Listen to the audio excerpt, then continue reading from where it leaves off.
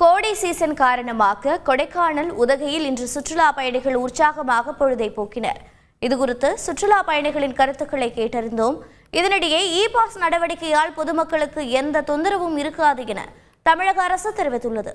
தகவல்களை விவரிக்கிறார்கள் செய்தியாளர்கள் வில்லியம் மற்றும் ஹரிஹரன்.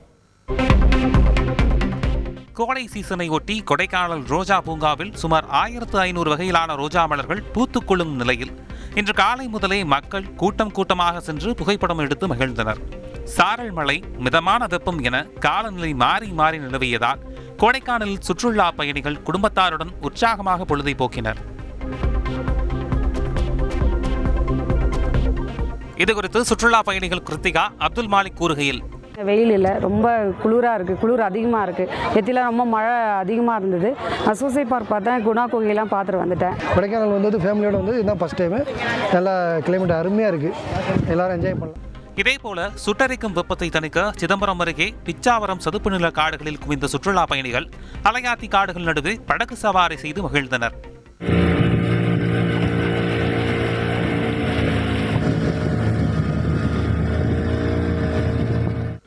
உதகை மற்றும் சுற்றுவட்டார பகுதியில் 2 நாட்களாக பெய்த கனமழையால் அங்கு குளிர்ச்சியான சூழல் நிலவியது.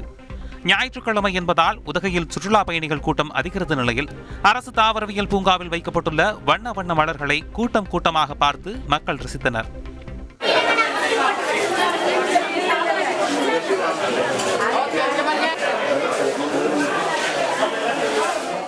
மேலும் படகு இல்லத்தில் மிதிப்படகு, மோட்டார் படகு, துடுப்பு படகு உள்ளிட்டவற்றில் சவாரி செய்தும் புகைப்படங்கள் எடுத்தும் மகிழ்ச்சியடைந்தனர்.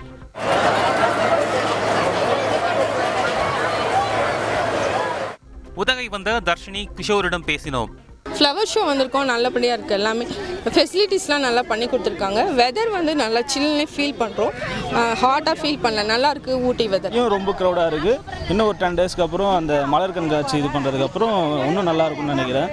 ஆனால் சில்னஸ்லாம் நல்லா இருக்குது, என்ஜாய் பண்ணிட்டு இருக்கலாம். உதகை மலர் கண்காட்சி வருகிற 10ஆம் தேதி தொடங்கும் நிலையில் அதற்கான பணிகள் முழு வீச்சில் நடைபெற்று வருகின்றன. தற்போது இ-பாஸ் சர்ச்சை எழுந்துள்ள நிலையில் விண்ணப்பிக்கும் அனைவருக்கும் இ-பாஸ் கிடைக்கும் என மாவட்ட ஆட்சியர் அருணா விளக்கம் அளித்துள்ளார். செய்தியாளர் வில்லியம் வழங்கும் கூடுதல் தகவல்.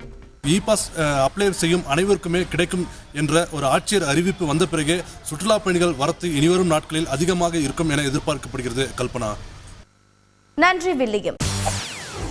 செய்திகளை உடனுக்குடன் தெரிந்து கொள்ள உடனே சப்ஸ்கிரைப் பண்ணுங்க.